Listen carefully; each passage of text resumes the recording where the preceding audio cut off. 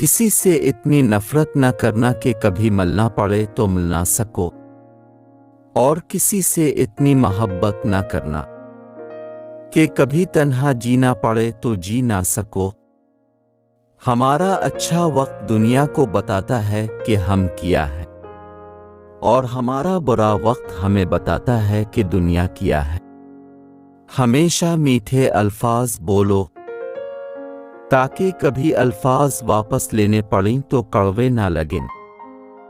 बुरा चाहने वालों को बता दो इज्जतें रब देता है।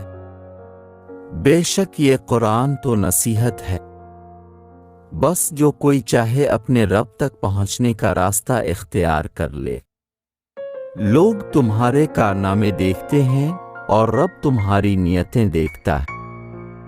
अदब का दरवाज़ा इतना छोटा होता है कि इसमें दाखिल होने से पहले सर को झुकाना पड़ता है। अगर दुनिया ने हक को ठुकरा दिया तो न काम हक नहीं होगा, बल्कि वो लोग होंगे जिन्होंने हक को ठुकरा दिया।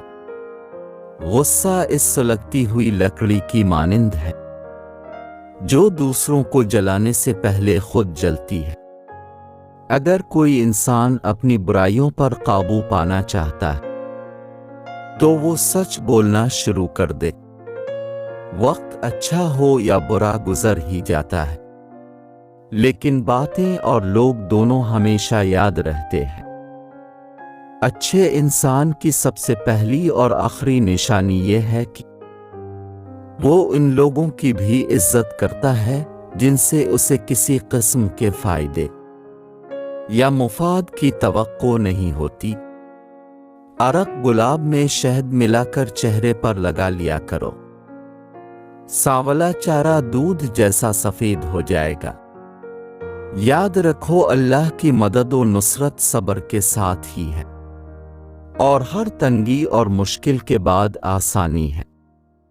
अगर कोई किसी को तकलीफ देकर भी अच्छी नींद सो लेता है तो वो अपने ज़मीर का जनाजा पढ़ ले, क्योंकि वो अंदर से मर चुका है। अगर आपको हमारी वीडियो अच्छी लगे तो हमारी हौसला अफजाई के लिए हमारी वीडियो को लाइक और चैनल को लाजमी सब्सक्राइब कर लें।